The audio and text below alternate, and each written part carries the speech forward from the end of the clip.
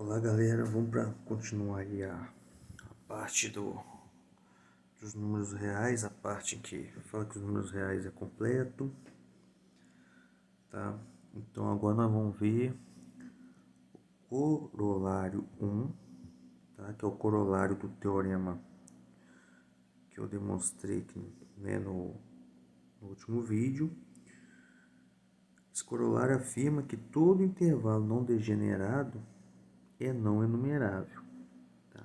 Lembrando que um intervalo não degenerado é um intervalo onde as extremidades A e B são diferentes. Tá? É um intervalo fechado com extremidades diferentes e não se reduz a um único elemento. Tá? Se ele for degenerado, é porque ele se reduz a um único elemento, o conjunto unitário. Tá? Então vamos provar isso, lembrando que isso aqui é o corolário do teorema anterior, né? Como eu falei do último vídeo, eu terminei o último vídeo, que foi que o conjunto dos números reais ele é não enumerável. Então vamos lá, vou mostrar esse teorema. Então vamos começar pegando um intervalo aberto contido no intervalo não degenerado AB. Então pega um intervalo aberto ali dentro. Na verdade, esse intervalo I, intervalo qualquer, e eu vou pegar um intervalo não degenerado AB ali dentro, tá? Esse intervalo I pode ser até um intervalo fechado AB, mas eu quero pegar o aberto. Eu vou mostrar que um subconjunto desse intervalo é não enumerável, então ele tem que ser não enumerável, tá? Contradizendo a teoria que fala que o subconjunto de um conjunto enumerável é enumerável. Então vamos lá.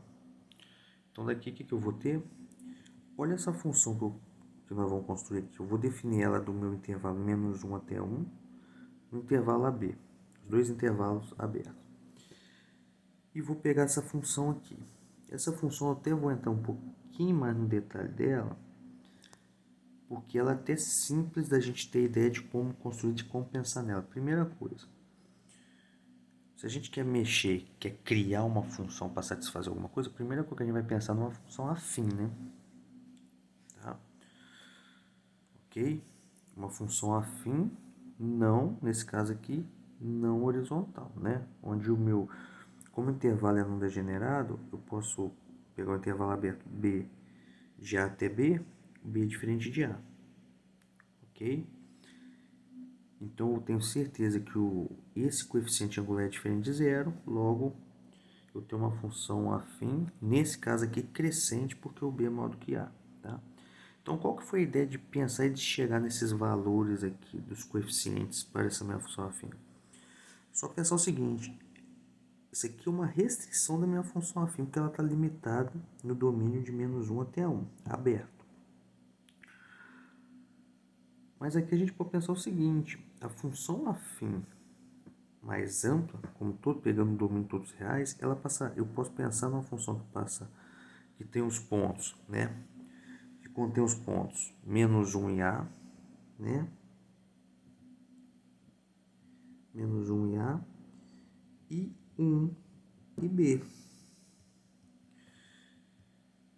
E aí usando, né, o conhecimento lá até do ensino médio, conhecendo dois pontos dessa reta, eu consigo escrever a lei de formação da minha função afim. Aí vocês podem usar sistema, pode ir direto descobrindo os conhecimentos aqui também, trigonometria, até que envolve trigonometria e tudo, mas aqui a gente pode achar nosso coeficiente angular pelo triângulo aqui, né, pelo triângulo retângulo envolvido. Aí tem mais de um jeito de achar a lei de formação da função afim que passa por esses dois pontos, tá? Então fica como exercício aí vocês pensarem nisso, tá? Mas aqui a ideia de construção dessa lei de formação é simples, né? Poderia pegar decrescente? Também poderia, tá? A ideia é que quando eu pego uma função afim assim, é uma função afim que representa, que é crescente ou decrescente, ela não é constante, eu tenho a certeza que ela é bijetora. Ué, se eu pegar x1 diferente de x2 no domínio, f de x1 vai ser diferente de f de x2. Aí vocês podem, para praticar, lembrar isso aí, vocês podem estar fazendo essa análise. E ela também é sobrejetora, né? Se eu chamo o f de x de y, isolo o x, eu vou estar mostrando que para todo y que eu pegar dentro do meu contradomínio, eu vou ter um x associado a ele. Tá bom? Porque eu não vou ter restrição. A gente vai ver que não vai dar nenhum problema ao fazer isso. Então, essa parte, demonstrar que ela é bijetora, fica com vocês. Qual que é a ideia, então?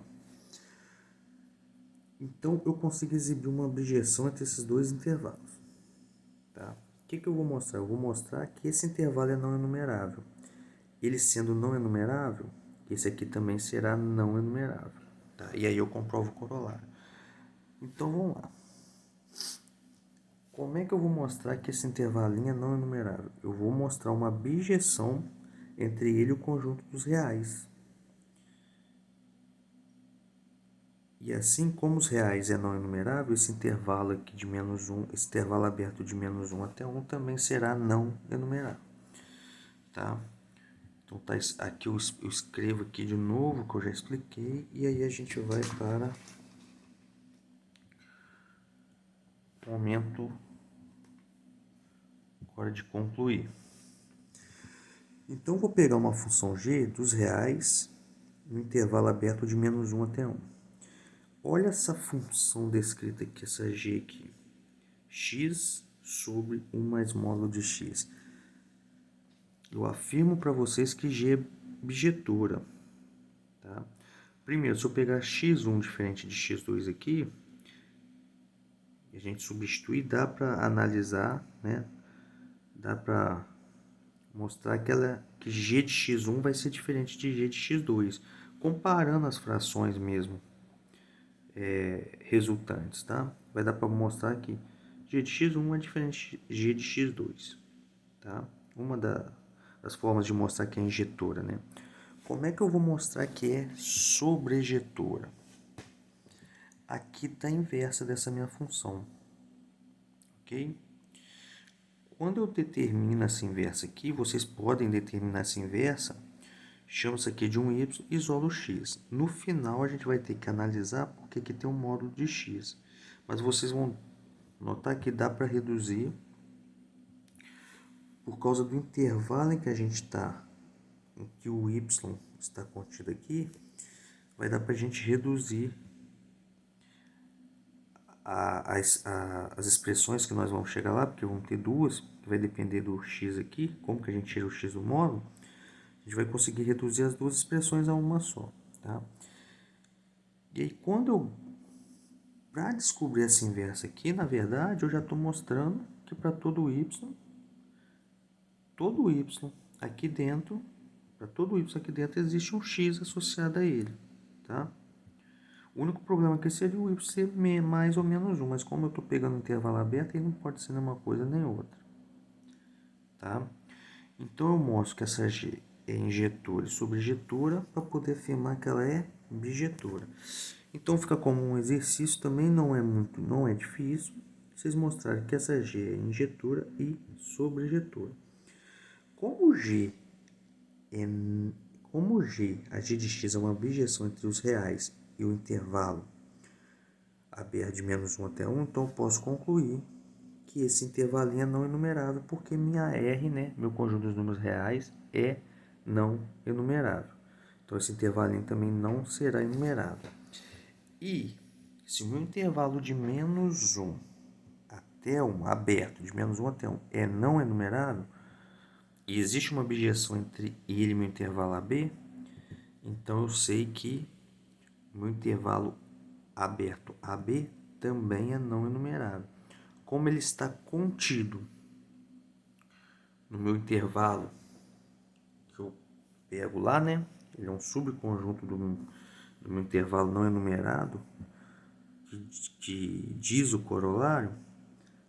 Então, esse meu intervalo não degenerado também é não enumerável, e aí a gente conclui esse corolário. tá? Como consequência de que os números reais, o conjunto dos números reais é não numerável.